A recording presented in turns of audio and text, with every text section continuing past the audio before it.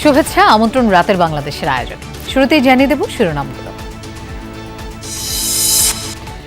ঐতিহাসিক জুলাই শহীদ দিবসে নানা আনুষ্ঠানিকতা, রায়ের বাজার গণকবর ও রংপুরে শ্রদ্ধা নিবেদন, গণ অভ্যুত্থানের চেতনায় দেশ গড়ার প্রত্যাশা। জুলাই সনদ গণভোটের রায়ের আলোকেই বাস্তবায়ন করতে হবে। সরকারি দল বিরোধী দল মিলেই জুলাই সনদকে অক্ষরে অক্ষরে বাস্তবায়ন করতে চাই। অভ্যুত্থানের আকাঙ্ক্ষার সঙ্গে বেইমানি করলে ইতিহাস ক্ষমা করবে না, মন্তব্য জামায়াত আমিরের। সব গুম খুনের বিচার হবে বললেন মুক্তিযুদ্ধ বিষয়ক প্রতিমন্ত্রী। শেখ হাসিনা ফিরতে চান দেশে, সরকারও ফেরাতে চায় আইনি প্রক্রিয়ায়, জানালেন স্বরাষ্ট্রমন্ত্রী। ভারতের সদিচ্ছার দিকে তাকিয়ে পররাষ্ট্র মন্ত্রণালয়। প্রয়াত রাষ্ট্রপতি জিয়াউর রহমান হত্যায় জড়িত পলাতক অবসরপ্রাপ্ত মেজর মোজাফফর হোসেন গ্রেফতার, সেনাবাহিনীর কাছে হস্তান্তর। লিওনেল মেসির সাথে ফাইনালে লড়াইয়ের অপেক্ষায় ইয়ামাল, শিরোপা জয়ের স্বপ্নে নিউ ইয়র্কে পৌঁছেছে স্পেন। এছাড়াও রাতের বাংলাদেশে আরও থাকছে।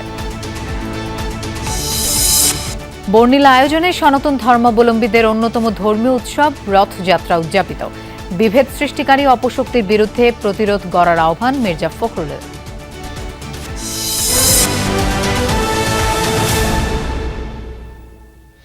এতক্ষণ শিরোনাম দেখছিলেন, আপনাদের সঙ্গে থাকছি আমি মৌসুমী আহমেদ লোপা। জুলাই শহীদ দিবসে ২৪-এর গণ অভ্যুত্থানে হতাহতদের প্রতি শ্রদ্ধা জানাচ্ছে জাতি।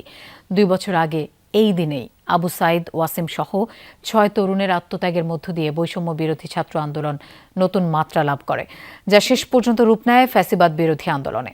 দিবসটি উপলক্ষে রংপুরের ৩৬ জুলাই চত্বরে ফুল দিয়ে শ্রদ্ধা জানান মুক্তিযুদ্ধ বিষয়ক মন্ত্রী। আবু সাইদের কবর জিয়ারত করেন বিরোধী দলীয় চিফ হুইপ নাহিদ ইসলাম সহ বিভিন্ন রাজনৈতিক দলের নেতারা। মন্ত্রী জানিয়েছেন, স্বাক্ষরিত জুলাই সনদ বাস্তবায়ন করবে সরকার। তবে নাহিদ ইসলামের দাবি, সনদ বাস্তবায়ন হতে হবে গণভোটের আলোকে। জুলাই শহীদ দিবস উপলক্ষে রংপুর নগরীর ৩৬ জুলাই চত্বরে ফুল দিয়ে শ্রদ্ধা জানান মুক্তিযুদ্ধ বিষয়ক মন্ত্রী আহমেদ আজম খান। অন্যদিকে জোহরের নামাজের পর পীরগঞ্জের বাবনপুরে দলের নেতৃবৃন্দকে নিয়ে শহীদ আবু সাইদের কবর জিয়ারত করেন বিরোধী দলীয় চিফ হুইপ ও এনসিপির আহ্বায়ক নাহিদ ইসলাম। শহীদদের প্রতি শ্রদ্ধা জানানো শেষে মুক্তিযুদ্ধ মন্ত্রী বলেন, জুলাই সনদ নিয়ে বিরোধী দল যেসব বক্তব্য দেয় তা রাজনৈতিক। বিরোধী দল মাঝে মধ্যে যে মেঠু বক্তৃতা করেন সেটা তো তাদের রাজনৈতিক বক্তব্য। আমরা কিন্তু সংসদে সেভাবেই কথা বলি এবং সংসদকে কার্যকর করবার জন্যে এবং জুলাই সনদ বাস্তবায়ন করবার জন্যে আমরা অঙ্গীকারাবদ্ধ। সরকার গণভোটের রায় বাস্তবায়ন করতে চায় না। আমরা এই কারণে সরকারের কাছে বারংবার বলছি, এটা শুধু রাজনৈতিক বক্তব্য নয়, এটা জনগণের রায়। সাংবাদিকদের প্রশ্নে মুক্তিযুদ্ধ মন্ত্রী বলেন, সরকারকে সহযোগিতা করছে বিরোধী দল। সরকারি এবং বিরোধী দল মিলে অক্ষরে অক্ষরে পালন করা হবে জুলাই সনদ। তার এই বক্তব্যেরও প্রতিবাদ জানান নাহিদ ইসলাম। বলেন, বিএনপির নোট অব ডিসেন্ট অনুযায়ী জুলাই সনদ বিরোধী দল মানবে না। গণভোটের রায় অনুযায়ী জুলাই সনদ বাস্তবায়নের দাবি জানান তিনি। আমরা সরকারি দল বিরোধী দল মিলেই গণতন্ত্রকে যেমনি প্রাতিষ্ঠানিক রূপ দিতে চাই, তেমনি জুলাই সনদকে অক্ষরে অক্ষরে বাস্তবায়ন করতে চাই। জুলাই সনদ গণভোটের রায়ের আলোকেই বাস্তবায়ন করতে হবে। তাদের নোট অফ ডিসেন্টের আলোকে বাস্তবায়ন করলে সেইখানে আমাদের কোনো সহযোগিতা তো থাকবেই না, আমাদের কোনো অংশগ্রহণও থাকবে না। পরে বাবনপুর দারুস সালাম এতিমখানায় শহীদদের আত্মার মাগফিরাত কামনায় দোয়া ও মোনাজাতের আয়োজন করেন এনসিপি নেতাকর্মীরা। আর রোকেয়া বিশ্ববিদ্যালয় আয়োজিত জুলাই শহীদ দিবসের আলোচনায় অংশ নেন মুক্তিযুদ্ধ বিষয়ক মন্ত্রী। এর আগে পীরগঞ্জে শহীদ আবু সাইদের কবর জিয়ারত করেন ছাত্রদল সভাপতি রাকিবুল ইসলাম। সরকার মাঝারুল মান্নান, যমুনা নিউজ, রংপুর। এর আগে রাজধানীর রায়ের বাজার কবরস্থানে জুলাই শহীদ দিবস স্মরণে শহীদের গণকবরে পুষ্পস্তবক অর্পণ করেন মুক্তিযুদ্ধ বিষয়ক মন্ত্রী। বলেন, জুলাই চেতনায় উদ্বুদ্ধ হয়েই বিএনপি সরকার সবাইকে নিয়ে এগিয়ে যাবে। আহমেদ আজম খান আরও বলেন, ১৬ জুলাই শহীদ আবু সাইদ ও শহীদ ওয়াসিমের আত্মত্যাগের মাধ্যমেই সবার অংশগ্রহণে জুলাই সফল হয়েছে, দূর হয়েছে ফ্যাসিবাদ। মন্ত্রী প্রতিশ্রুতি দেন, দেশের সব শ্রেণী পেশার মানুষকে নিয়ে জুলাইয়ের চেতনায় এগিয়ে যাবে সরকার।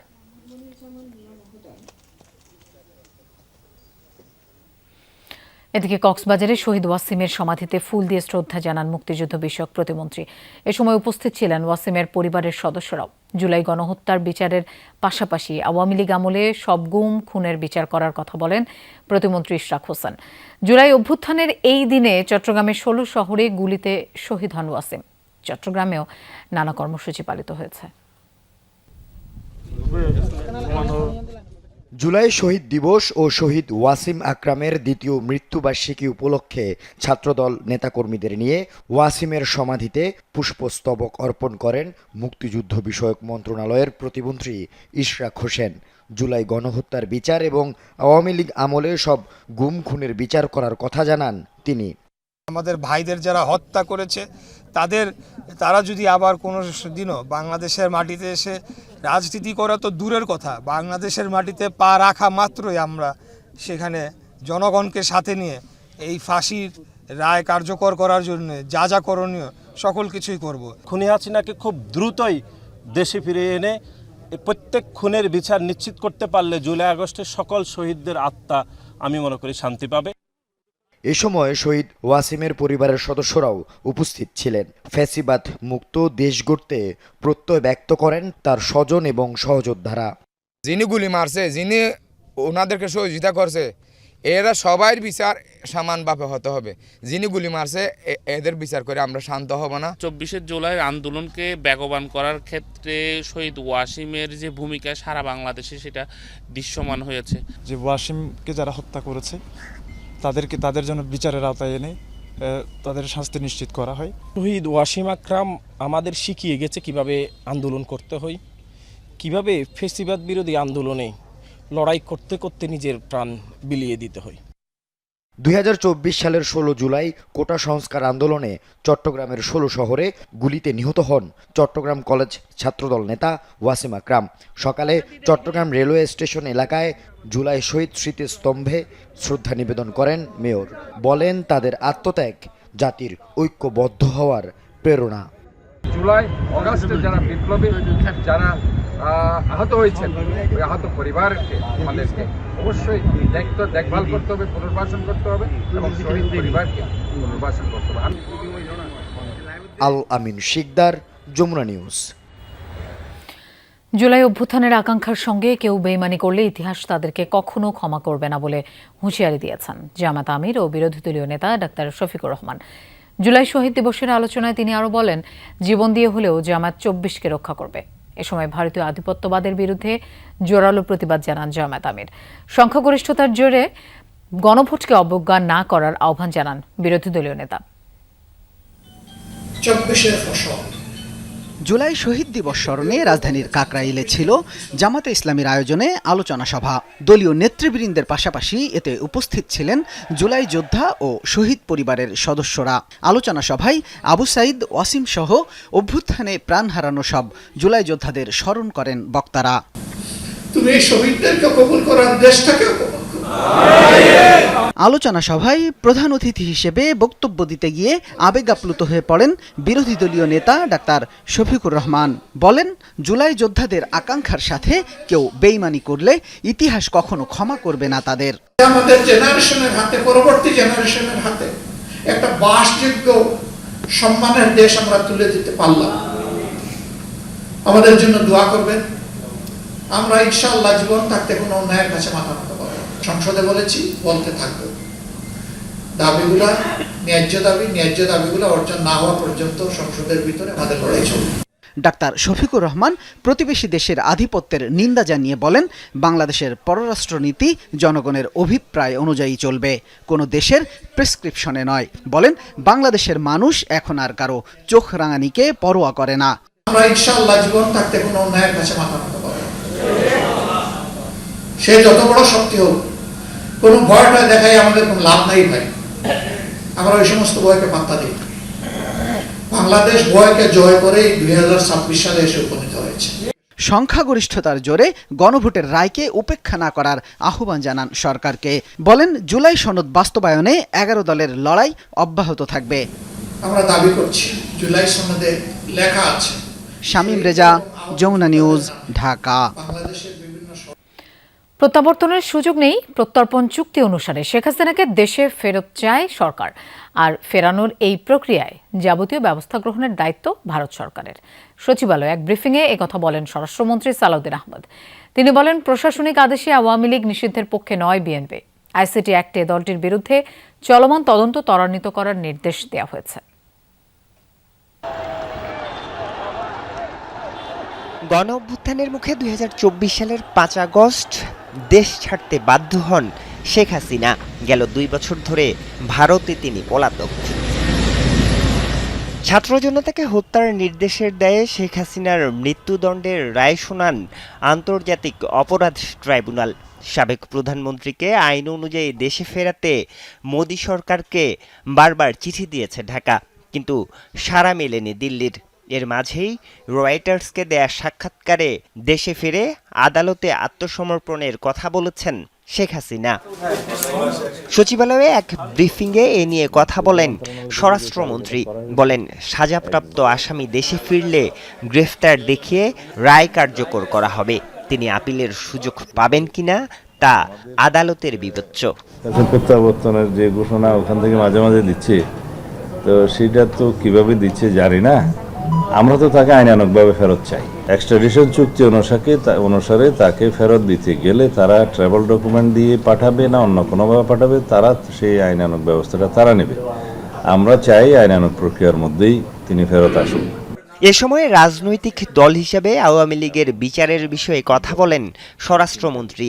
বলেন, জুলাইয়ে গণহত্যা চালানোর অভিযোগে দলটির বিরুদ্ধে তদন্ত চলছে।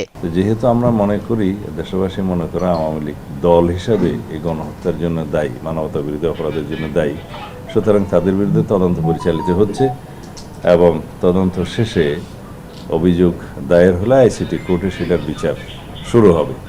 আমরা এটা ত্বরান্বিত করার জন্য আমাদের তদন্ত টিমকে অনুরোধ করেছি। মন্ত্রী বলেন, জুলাই গণহত্যার নতুন নতুন কবরের সন্ধান মিলছে। প্রমাণিত হলে মৃত্যু তালিকায় পরিবর্তন আসবে। কবর খুঁজে পাওয়া যাচ্ছে আর কি, গণকবরের মতো। সেখানে ডিএনএ টেস্টের মাধ্যমে যদি এটা উদ্ঘাটিত হয়, তখন স্বাভাবিকভাবে শহীদের সংখ্যা বাড়বে। ডকুমেন্টেড হইতে হবে এটা। এ সময় দেশে চরমপন্থী সংগঠন এবং জঙ্গিবাদী তৎপরতার অভিযোগ উড়িয়ে দেন স্বরাষ্ট্রমন্ত্রী। জঙ্গিবাদী তৎপরতা আছে সেটা আমরা মনে করি না। আরিফুর রহমান সবুজ, যমুনা নিউজ, ঢাকা। দণ্ডিত সাবেক প্রধানমন্ত্রী শেখ হাসিনাকে দেশে ফেরানো ভারতের রাজনৈতিক ও কূটনৈতিক সদিচ্ছার উপর নির্ভর করছে বলে জানিয়েছে পররাষ্ট্র মন্ত্রণালয়। প্রতিমন্ত্রী শামা ওবায়েদ বলেছেন, পাসপোর্ট না থাকায় তাকে ফেরাতে হলে অবশ্যই ছবিযুক্ত ট্রাভেল ডকুমেন্ট ইস্যু করতে হবে। সাবেক এই প্রধানমন্ত্রী দিল্লিতে পলাতক আসামি হিসেবে অবস্থান করায় তার আলাদা কোনো স্ট্যাটাসও নেই বলে জানান প্রতিমন্ত্রী। তিনি বলেন, শেখ হাসিনা ইস্যু ঢাকা দিল্লি সম্পর্কে কোনো প্রভাব ফেলবে না। ডিসেম্বরে দেশে ফিরতে চান শেখ হাসিনা। রয়টার্সের সাক্ষাৎকার প্রচারের পর নতুন করে আলোচনায় ইস্যুটি। ট্রাইব্যুনালে দণ্ডিত হওয়ায় সরকারও শেখ হাসিনাকে ফেরাতে তৎপর। তাহলে প্রশ্ন হলো, সাবেক প্রধানমন্ত্রীকে দেশে ফেরাতে চ্যালেঞ্জ কোথায়? ভারতের সরকারের সাহায্যেই হবে। ভারতের সরকারের এখানে একটা রোল আছে। রাজনৈতিক সদিচ্ছা, ডিপ্লোম্যাটিক সদিচ্ছা, সব ধরনের সদিচ্ছায় প্রয়োজন। ভারত সরকার এটা শেখ হাসিনা সহ যেই সকল আসামিরা ওখানে আছে, বাংলাদেশে যাদের বিচার হয়েছে এবং বিচার হওয়া প্রয়োজন, তাদেরকে আমরা যে বাংলাদেশ সরকার থেকে আমরা যে বারবার তাদের সাথে যোগাযোগ করছি, আমরা চিঠি দিচ্ছি, সেগুলো তারা রেসপন্ড করবে এবং ডিপ্লোম্যাটিক চ্যানেলে আরও ত্বরান্বিত করে তাদেরকে ফিরিয়ে দেওয়ার ব্যবস্থা করবে। এবং অন্তত 2 দফা দিল্লিকে চিঠি দিলেও শেখ হাসিনা ইস্যুতে আনুষ্ঠানিকভাবে বাংলাদেশকে এখনও কিছু জানায়নি ভারত। এমনকি কোন স্ট্যাটাসে দেশটিতে আছেন তিনি তাও পরিষ্কার নয় সরকারের কাছে। আবার বন্দি বিনিময় চুক্তি অনুযায়ী ফেরানো গেলেও দরকার প্রয়োজনীয় কাগজপত্র। হাসিনার মতো আসামি, যেমন হাতি হত্যার আসামি, এরা যে ভারতে আছে, হাতি হত্যার আসামি জেলখানায় আছে, কোনো স্ট্যাটাসে নাই। হাসিনা পালিয়ে গিয়ে ভারতে আছে, কোনো স্ট্যাটাসে নাই। এক্সট্রাডিশন ট্রিটি অনুযায়ী যদি ভারত সরকার এটা তড়িৎ গতিতে আগায়, যদি এক্সপেডাইট করে, যদি আসামি ফেরত আসে সেই অনুযায়ী, তাহলে সেই অনুযায়ী ডকুমেন্ট হবে। যে কোনো একজন ব্যক্তির এক দেশ থেকে আরেক দেশে যাওয়ার জন্য জাস্ট একটা পিকচার আলা একটা ডকুমেন্ট লাগে যে ওই ব্যক্তি সেই ব্যক্তি। গেল অন্তর্বর্তী সরকারের সময় থেকেই চরম টানাপোড়েনে ঢাকা দিল্লি সম্পর্ক। নির্বাচিত সরকার আসলে সম্পর্ক স্বাভাবিক হওয়ার কথা থাকলেও শেখ হাসিনা ইস্যু তাতে প্রভাব ফেলবে কিনা প্রশ্ন প্রতিমন্ত্রীর কাছে। মনে করি না যে এখানে ভারত আর বাংলাদেশের সম্পর্কের কোনো ব্যাঘাত ঘটবে। সম্পর্ক তো সম্পর্ক জায়গায় থাকবেই এবং সেটা একটি দেশের সাথে আরেকটি দেশের বাইল্যাটারাল এবং সম্পর্কটা বহুমাত্রিক হয়। তো সেই ক্ষেত্রে অবশ্যই তাদের সাথে আমাদের সম্পর্ক থাকবে, আমাদের এক্সচেঞ্জ থাকবে, আমাদের ডায়ালগ চলমান থাকবে। মাহফুজ মিশু, যমুনা নিউজ, ঢাকা। বিশ্বকাপের ফাইনালে অংশ নিতে যুক্তরাষ্ট্রের নিউ জার্সিতে পৌঁছেছে স্পেন। 16 বছর পর শিরোপা পুনরুদ্ধারের লড়াইয়ে দলটির মূল ভরসা তারুণ্য ও অভিজ্ঞতার মিশেল। আর্জেন্টিনার বিপক্ষে নিজেদের তৈরি করতে রেড বুলস ট্রেনিং ফ্যাসিলিটিতে ঘাঁটি গেড়েছে স্প্যানিয়ার্ডরা। এদিকে ফ্রান্সের বিশ্বকাপ জয়ের স্বপ্ন শেষ হলেও এমবাপ্পের সামনে হাতছানি দিচ্ছে গোল্ডেন বুট। বিশ্বকাপের ফাইনাল নিশ্চিতের পর বেশ ফুরফুরে মেজাজে রয়েছে স্পেন। দীর্ঘ 16 বছর পর শ্রেষ্ঠত্বের লড়াইয়ের মঞ্চে ইউরোপ সেরারা ইয়ামাল কুকুরিয়াদের উপর ভর করে আরও একবার সোনালী ট্রফিটা উঁচিয়ে ধরার স্বপ্নে বিভোর এখন স্প্যানিয়ার্ডরা।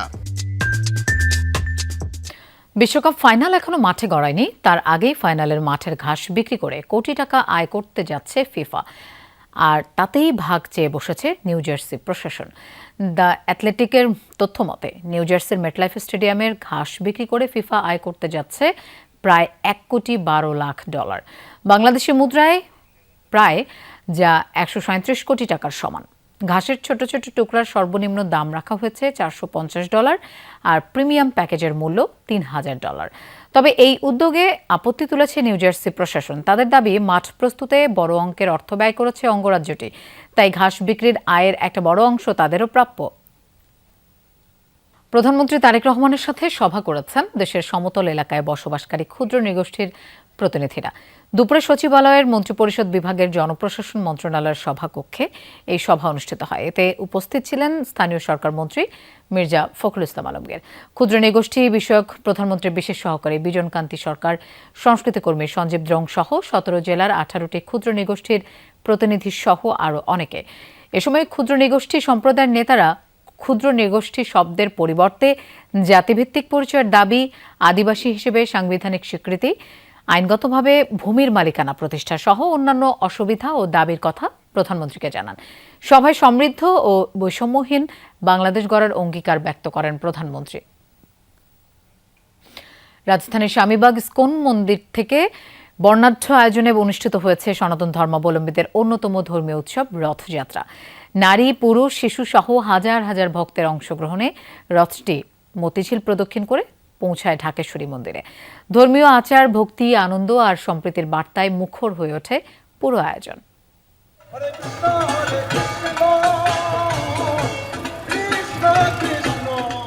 ঢাকের তালে তালে ভক্তিমূলক কীর্তন, বাদ্যবাজনায় মুখর চারপাশ। সুসজ্জিত রথে শোভা পাচ্ছে শ্রী জগন্নাথ, বড় ভাই বলরাম ও বোন সুভদ্রার প্রতিকৃতি। রথের দড়ি টেনে ভক্তরা বিশ্বাস করেন এই পুণ্যকর্ম মানুষের জীবনে কল্যাণ ও মঙ্গল বয়ে আনে। জগন্নাথ দেব হচ্ছে আজকে রাজপথে নেমেছে শুধু ভক্তদের জন্য কৃপা করার জন্য, আর সেই কৃপা লাভ করার জন্য এসেছি। জগন্নাথের সাথে আমরা সবসময় থাকতে পারি, এই কৃপাই চাই, জগন্নাথের কৃপা যিনি পাই আমরা লাভ করতে পারি সাধ্যন্য। ভগবানের জন্য ভোগ রান্না করেছি, ভোগ রান্না করে প্রসাদ পেয়ে জগন্নাথের সাথে দেখা করতে এসেছি। সনাতন ধর্মমতে রথযাত্রা ভগবান শ্রী জগন্নাথের মাতুলালয় গন্ডিচা মন্দিরে গমনের প্রতীক। ভক্তদের মতে এদিন ভগবান নিজেই মন্দির থেকে বের হয়ে সাধারণ মানুষের মাঝে আসেন। বর্তমানে একটা বন্যা চলতেছে বিভিন্ন জায়গায়, বৃষ্টি, দেশবাসী অনেক কষ্টে আছে, সেই কষ্ট থেকে জগন্নাথ সবাইকে মুক্ত করুক এবং সকলে সুখে শান্তি থাকুক। আমাদের রথ একটা সনাতনী ধর্ম 1 বছর পর আসছে, এই জন্য খুব ভালো লাগতে আছে। সারা বছর আমরা অপেক্ষা করি রথযাত্রার জন্য, আমরা ইস্কনের যত ভক্তরা সবাই আজকে আনন্দিত। ভগবানের কাছে কোনো ভেদাভেদ নাই, তাই ভগবান মন্দির ছেড়ে রাজপথে এসেছে সবাইকে কৃপা করার জন্য। সবাই আসবে, ভগবানের কৃপা পাবে। সড়কের দুই পাশে দাঁড়িয়ে অসংখ্য মানুষ রথ দর্শন করেন। কেউ ফুল ছিটিয়ে, কেউ প্রার্থনা, আবার কেউ প্রণামের মাধ্যমে ভক্তি নিবেদন করেন। রথযাত্রা অনুষ্ঠানের উদ্বোধনীতে বিভেদ সৃষ্টিকারী অপশক্তির বিরুদ্ধে ঐক্যবদ্ধ প্রতিরোধ গড়ে তোলার আহ্বান জানান স্থানীয় সরকার মন্ত্রী মির্জা ফখরুল ইসলাম আলমগীর। আমরা 1971 সালের স্বাধীনতা যুদ্ধে আমরা যখন একসাথে যুদ্ধ করে লড়াই করে হিন্দু মুসলমান বৌদ্ধ খ্রিস্টান এই দেশটা স্বাধীন করেছিলাম, সেই যে বোধ, সে বোধটাকে একটা বিশেষ অপশক্তি বারবার আঘাত করার চেষ্টা করেছে। আজকেও সেটা তো আছে। এখানে আমাদের সকলকে এক হতে হবে, প্রতিরোধ করে তুলতে হবে, সেই জন্যে আমাদের ঐক্যবদ্ধ কাজ করতে। স্বামীবাগ থেকে রথযাত্রা পৌঁছায় ঢাকেশ্বরী মন্দিরে। ধর্মীয় রীতি মেনে নির্ধারিত দিনে সেটি উল্টো পথে ফিরে আসবে পূর্বের স্থানে। শওকত মঞ্জুর শান্ত, যমুনা নিউজ, ঢাকা। প্রয়াত রাষ্ট্রপতি জিয়াউর রহমান হত্যায় জড়িত পলাতক মেজর মোহাম্মদ মোজাফফর হোসেনকে ৪৫ বছর পর আটক করেছে ডিবি পুলিশ। তাকে সেনাবাহিনীর কাছে হস্তান্তর করা হয়েছে। এখন সেনাবাহিনীর প্রচলিত বিচার প্রক্রিয়ার মাধ্যমে তার বিরুদ্ধে পরবর্তী আইনগত পদক্ষেপ নেওয়া হবে। ১৯৮১ সালের ৩০ মে ভোররাত রাষ্ট্রপতি জিয়াউর রহমান তখন চট্টগ্রাম সার্কিট হাউসে। সেখানে হামলা চালায় কিছু বিপদগামী সেনা সদস্য। হত্যা করা হয় জিয়াউর রহমানকে। এই হত্যাকাণ্ডে সরাসরি অংশ নেয়া সেনা কর্মকর্তাদের মধ্যে মেজর মোজাফফর হোসেন ও ক্যাপ্টেন মুসলিউদ্দিন অন্যতম। মামলার বিবরণ অনুযায়ী মেজর মোজাফফরই প্রথম রাষ্ট্রপতি জিয়াউর রহমানকে শনাক্ত করেন এবং তাকে লক্ষ্য করে গুলি চালান। হত্যাকাণ্ড নিশ্চিতের পর তিনি ২৪ পদাতিক ডিভিশনের তৎকালীন জিওসি মেজর জেনারেল মঞ্জুরকে টেলিফোনে জানান, the president has been killed. সামরিক ট্রাইব্যুনালে জিয়াউর রহমান হত্যাকাণ্ডে জড়িত ১৮ জন অফিসারকে অভিযুক্ত করা হয়। তাদের মধ্যে ১৩ জনকে মৃত্যুদণ্ড এবং ৫ জনকে বিভিন্ন মেয়াদে সাজা দেয়া হয়, কিন্তু পালিয়ে যান মেজর মোজাফফর ও মেজর খালেদ। ৪৫ বছর পর এই মোজাফফরকে আটক করা হয় রাজধানীর বনানী ডিওএইচএস এলাকা থেকে। তদন্ত সংশ্লিষ্ট সূত্র বলছে, মোজাফফর হোসেন দীর্ঘ সময় ভারতে আত্মগোপনে ছিলেন। ১৯৯৭ থেকে ৯৮ সাল পর্যন্ত তিনি সেখানেই অবস্থান করেন। পরবর্তীতে ছদ্মনাম ব্যবহার করে সীমান্ত অতিক্রম করে বিভিন্ন জায়গায় যাতায়াত করতেন। আখলাকুস সাফা, যমুনা নিউজ, ঢাকা। ১ বছর হতে যাচ্ছে মাইলস্টোন ট্র্যাজেডির। এখনও সেই ট্রমা থেকে বেরোতে পারেনি স্কুলটির শিক্ষার্থীরা। রোটারি ক্লাব অব বনানী আর পোবাইলের ছুটি রিসোর্টের সমন্বয়ে দ্বিতীয় দফায় চলে শিক্ষার্থীদের নিরাময় চেষ্টা। দিনব্যাপী এই আয়োজনে শিক্ষার্থীদের ট্রমা থেকে বের করে আনতে ছিল কাউন্সেলিং সেশন। ২০২৫ সালের বিভীষিকাময় ২১শে জুলাই মাইলস্টোন স্কুল অ্যান্ড কলেজের ওপর বিমান বাহিনীর একটি প্রশিক্ষণ বিমান বিধ্বস্ত হয়। এতে প্রাণ যায় ৩৬ জনের, যাদের ২৮ জনই কোমলমতি শিশু। ওই ঘটনার দাগ এখনো বয়ে বেড়াচ্ছে বেঁচে যাওয়া শিক্ষার্থীরা। বিশেষ করে দুঃসহ সেই ট্রমায় এখনো বহু শিশু আক্রান্ত। শিশুদের সেই ট্রমা থেকে বের করে আনতে রোটারি ক্লাব অফ বনানী এবং ছুটি রিসোর্টের দিনব্যাপী সমন্বিত এই আয়োজন। ওই ঘটনায় মানসিক ও শারীরিকভাবে ক্ষতিগ্রস্ত ৬০ জন শিক্ষার্থীকে প্রাকৃতিক পরিবেশে এনে নানানভাবে চলে মেন্টাল হিলিংয়ের চেষ্টা। তবে এখনও এই হাসির আড়ালেই শরীরে পোড়া দাগ আর মনে ক্ষত বয়ে বেড়াচ্ছে ওরা।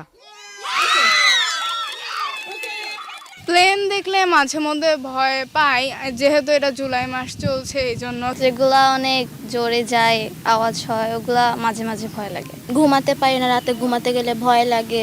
অনেক বাজে বাজে স্বপ্ন দেখি। স্কুলে গেলে প্লেনের শব্দ শুনলে এখনো অনেক ভয় লাগে। মিসরা সান্ত্বনা দেয় যে ভয় পেও না।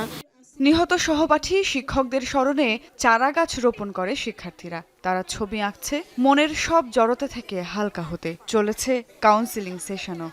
এই মানুষগুলো আসলে যে পরিস্থিতির মধ্য দিয়ে গেছে, তাদেরকে অন্য মানুষের মতন ট্রিট করলে চলবে না, এবং তাদের জন্য ট্রমা ম্যানেজমেন্ট একটা দীর্ঘমেয়াদী পরিকল্পনা আমাদের কিন্তু থাকতে হবে। গতবারও আমরা ওদের সাথে কাজ করেছি, ওদেরকে হিলিংয়ের জন্য চেষ্টা করেছি। গতবার একটা খুবই ফলপ্রসূ ছিল। স্কুল থেকেও সেরকম ফিডব্যাক দেওয়া হয়েছে, তারা অনেকখানি ট্রমা থেকে বেরিয়ে আসছে। এই যে আমাদের কোমলমতি বাচ্চারা, যাদের ভবিষ্যৎটা এখনো পড়ে রয়েছে, যাদের অনেক কিছু করার আছে, তারা যাতে একটা সুন্দর সুস্থ মানসিকতার চিন্তা নিয়ে বড় হতে পারে। যে প্রচণ্ড মানসিক ভাঙাগড়ার মধ্যে দিয়ে যাচ্ছে শিক্ষার্থীরা, তা থেকে সহসাই বের হয়ে আসা সম্ভব নয়। তবে পরিবার, শিক্ষক আর সমাজের সান্নিধ্যে ট্রমা কাটিয়ে উঠবে শিক্ষার্থীরা, এই প্রত্যাশা সবার। জাতীয় যুব দিবস আবারও আগের মতো প্রতি বছর ১ নভেম্বর এবং আন্তর্জাতিক যুব দিবস 12 আগস্ট পালনের অনুমোদন দিয়েছে মন্ত্রিসভা।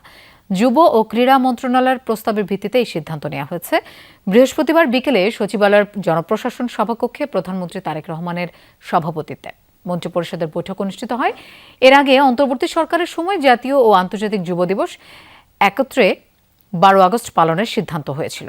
তবে বর্ষাকালের কারণে যুব র্যালি, যুব সমাবেশ ও যুব মেলা আয়োজন ব্যাহত হয়। এতে যুব উদ্যোক্তারা তাদের উৎপাদিত পণ্য প্রদর্শন ও বিক্রিতে সমস্যায় পড়েন।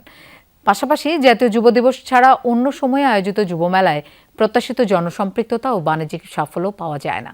এসব বিষয় বিবেচনায় নিয়ে মন্ত্রিসভা সিদ্ধান্ত নিয়েছে 1 নভেম্বর জাতীয় যুব দিবস এবং 12 আগস্ট আন্তর্জাতিক যুব দিবস পৃথকভাবে উদযাপন করা হবে।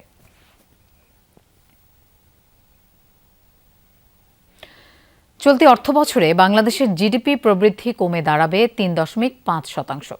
মধ্যমেয়াদে তা আরও দুর্বল হয়ে হার হবে 3%। এমন প্রক্ষেপণ করেছে আন্তর্জাতিক মুদ্রা তহবিল IMF। ঢাকায় সফর শেষে এক বিবৃতিতে এমন তথ্য জানিয়েছে মিশন প্রধান। বলা হয়, মূল্যস্ফীতির কারণে চাপ বেড়েছে, ভর্তুকির চাপও তীব্র। সংকুচিত হয়েছে রাজস্ব আয়, উচ্চ আমদানি ব্যয়ে বৈদেশিক মুদ্রার উপর পড়েছে চাপ। অর্থমন্ত্রী বলেন, নতুন ঋণ পেতে চলছে নীতি গ্রহণের কাজ। 470 কোটি ডলারের ঋণ নিয়ে IMF-এর সঙ্গে শুরু হয়েছে টানাপোড়েন। নতুন ঋণ কর্মসূচিতে যুক্ত হতে চায় সরকার। অবস্থা পর্যবেক্ষণে 5 দিনের সফরে ঢাকা এসেছে IMF মিশন। সমাপনী দিনে এক বিবৃতিতে তুলে ধরেছে বাংলাদেশের অর্থনীতির সার্বিক চিত্র। চলতি অর্থবছরের মধ্যমেয়াদে 3% নেমে যাবে জিডিপি প্রবৃদ্ধি। ব্যাংক খাত এখনও নড়বড়ে, নানামুখী সংস্কার প্রয়োজন। বৈশ্বিক যুদ্ধে উস্কে যাচ্ছে মূল্যস্ফীতি। ভর্তুকি ব্যয় বৃদ্ধি পাওয়ায় অভ্যন্তরীণ চাপ বেড়েছে। সংস্থাটি জানায়, আমদানি ব্যয় বৃদ্ধির কারণে রেমিটেন্স আয় বাড়লেও তা চাপ তৈরি করছে। সকালে মিশন প্রধান ইফো ক্রোজনার বাংলাদেশ ব্যাংক গভর্নরের সঙ্গে বৈঠক করেন। বৈঠকে ব্যাংক খাতের নানা দিক উঠে আসে। এই সফরটা কোনো কনসালটেশন মিটিং না, কোনো নেগোসিয়েশন মিটিং না। তারা মূলত ফ্যাক্টস উদ্ঘাটন করতে এসেছে। বিভিন্ন বিষয়, যেমন ব্যাংকিং সেক্টরের কী অবস্থা, মনিটারি পলিসিটা, এক্সচেঞ্জ রেট এবং একইভাবে ফিসক্যাল পলিসি, এই বিষয়গুলো তারা জাজ করতে এসেছেন। পরে তারা যখন তাদের হেডকোয়ার্টারে প্রত্যাবর্তন করবেন, তখন এই বিষয়গুলো তারা অ্যানালাইসিস করে নতুন প্রোগ্রামে বাংলাদেশ সরকারের সাথে যাওয়া যায় কিনা সেই ব্যাপারে তারা সিদ্ধান্ত গ্রহণ করবেন। পরে দুপুরে সচিবালয়ে অর্থমন্ত্রীর সঙ্গে ঘণ্টাব্যাপী বৈঠকে আর্থিক খাতের সার্বিক পরিস্থিতি পর্যালোচনা করে IMF mission. Respect to the elected government and sequencing, যখন যেটা প্রয়োজন এভাবে চেঞ্জ হবে। আর ইতিমধ্যে অনেকগুলো চেঞ্জ হয়েছে, বাকি চেঞ্জগুলো will sequence it as you go along. নতুন ঋণ কর্মসূচিতে যুক্ত করার ক্ষেত্রে পরে সিদ্ধান্ত জানাবে আন্তর্জাতিক মুদ্রা তহবিল IMF। Rimon Rahman, Jamuna news, Dhaka. BNP জুলাই ও মুক্তিযুদ্ধকে ধারণ করে, তাই রাষ্ট্র এবং সরকারের জুলাই যোদ্ধাদের পাশে থাকা উচিত। অন্যথায় তাদের প্রতি অকৃতজ্ঞতা হবে বলে জানিয়েছেন প্রধানমন্ত্রীর উপদেষ্টা ডক্টর জাহিদুর রহমান। বিকেলে রাজধানীর আগারগাঁওয়ে জুলাই শহীদ দিবস উপলক্ষে আলোচনা সভা ও জুলাই বিষয়ক অডিও ভিজুয়ালের প্রকাশনা অনুষ্ঠানে এমনটা জানান তিনি। বলেন, যারা বুলেটের সামনে দাঁড়িয়েছেন কিছু পাবেন এই আশায় তা করেননি। এই আন্দোলনে পরাজয় হলে তাদের ঠিকানা হতো জেলখানা। তিনি আরও বলেন, অতীতে সব আন্দোলন সাম্য এবং মানবিক মর্যাদার জন্যই হয়েছে। 24শে জুলাই ব্যর্থ হলে দেশ আবারও একই দিকে যাবে। ভবিষ্যতে জুলাইয়ের মতো ঘটনা আবারও দেশে ঘটুক, সরকার এমনটা চায় না। এ সময় কয়েক মাস ধরে জুলাই স্মৃতি ফাউন্ডেশনের কর্মকর্তাদের বেতন না হওয়া নিয়ে দুঃখ প্রকাশ করে এ বিষয়ে ব্যবস্থা নেওয়ার কথা জানান তিনি। তারা কেউ কিছু চান না, কিন্তু আমি বিশ্বাস করি রাষ্ট্র এবং সরকারের সুনির্দিষ্ট দায়িত্ব আছে এই মানুষগুলোর পাশে থাকা, এই মানুষের পরিবারের পাশে থাকা, যাদের জন্য আমরা আজকে এই জায়গায় আসতে পেরেছি, সেইটার জন্য দেখা উচিত হবে। আদারওয়াইজ আমাদের মতো অকৃতজ্ঞ কেউ হবে বলে আমি মনে করি না। টানা বৃষ্টির পর রাজধানীর নিচু এলাকার অনেক জায়গার পানি নেমে গেলেও জলাবদ্ধতা কাটেনি অভিজাত নিকুঞ্জ 1 আবাসিক এলাকায়। প্রায় 7 দিন ধরে পানিবন্দী হয়ে আছেন এখানকার বাসিন্দারা। হাউজিংয়ের বেশিরভাগ সড়ক এখনও ডুবে আছে পানিতে। জলাবদ্ধতায় চরম ভোগান্তিতে পড়েছেন বাসিন্দারা। অনেক ভবনের নিচতলায় পানি ঢুকে পড়ায় নিরাপত্তার জন্য বিচ্ছিন্ন করা হয়েছে বিদ্যুৎ সংযোগ। ফলে দুর্ভোগ আরও বেড়েছে। এদিকে এলাকায় থাকা বিভিন্ন বেসরকারি প্রতিষ্ঠানের কর্মীদেরও প্রতিদিন পানি মারিয়েই যেতে হচ্ছে কর্মস্থলে। পানি জমে থাকায় ব্যাহত হচ্ছে যানবাহন চলাচল। চরম দুর্ভোগে পড়েছেন শিশু ও বয়স্ক অসুস্থরাও। দীর্ঘদিন পানি আটকে থাকায় দুর্গন্ধ ও মশার উপদ্রব বৃদ্ধির পাশাপাশি জনস্বাস্থ্যের ঝুঁকি নিয়েও উদ্বিগ্ন স্থানীয়রা। দ্রুত পানি নিষ্কাশনের কার্যকর ব্যবস্থা গ্রহণ এবং স্থায়ী জলাবদ্ধতা নিরসনে সংশ্লিষ্ট কর্তৃপক্ষের হস্তক্ষেপের দাবি জানিয়েছেন স্থানীয়রা। ড্রেনেজ সিস্টেমটা তো অবশ্যই বাংলাদেশের ড্রেনেজ সিস্টেম তো এমনি হচ্ছে আপনার আমরা পলিথিন বোতল আর অনেক কিছু ফেলে রাখি, এগুলো জমে হয়তো ড্রেনের অবস্থা খারাপ হয়ে যায়। বৃষ্টি হলে কন্টিনিউ হয়, কারণ এলাকার যে পানি নর্দমাগুলো আছে এগুলো পরিষ্কার নেই, নর্দমা পরিষ্কার নেই, কোনো ওদের প্ল্যান প্রোগ্রাম নেই। পানি যাবে সেই যাওয়ার সরের লাইনগুলো সব বন্ধ হয়ে আছে। সীমাহীন দুর্ভোগ, একটা অভিজাত এলাকা, এখানে 7 দিন ধরে আপনার মানুষ জলাবদ্ধ।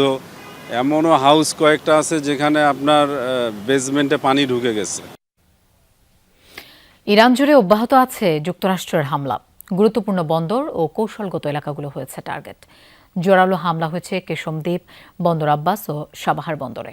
রাজধানী তেহরান লক্ষ্য করে ছোড়া হয় ড্রোন ক্ষেপণাস্ত্র। কেশমদ্বীপে হামলায় ক্ষতিগ্রস্ত হয় একটি শিল্প কারখানা। সাবাহারে একটি নৌ ওয়াচ টাওয়ারে আঘাত হানে মিসাইল। দক্ষিণ পশ্চিমাঞ্চলীয় শহর আহভাজে ক্যান্সার হাসপাতালের কাছে আঘাতের পর বিধ্বস্ত হয় মার্কিন ক্ষেপণাস্ত্র। কোররামবাদ, কোন্দাবেও শোনা গেছে বিস্ফোরণের আওয়াজ। যুদ্ধবিরতির পর ইরানে চালানো সাম্প্রতিক হামলায় প্রাণহানি বেড়ে দাঁড়িয়েছে 35 জনে। এদিকে পাল্টা হামলায় জর্ডান, বাহরাইন ও কুয়েত টার্গেট করেছে ইরানের বিপ্লবী বাহিনী আইআরজিসি। ইরাকের ইরবিল লক্ষ্য করে ছুড়েছে 5টি ড্রোন। মার্কিন কনসুলেটের কাছে ভূপাতিত হয় একটি। একই শহরে মার্কিন ঘাঁটির কাছে বিধ্বস্ত হয় 2টি ড্রোন। ইরবিল বিমানবন্দর ও হারিরি এয়ারবেজে ভূপাতিত হয় আরও 2টি ড্রোন।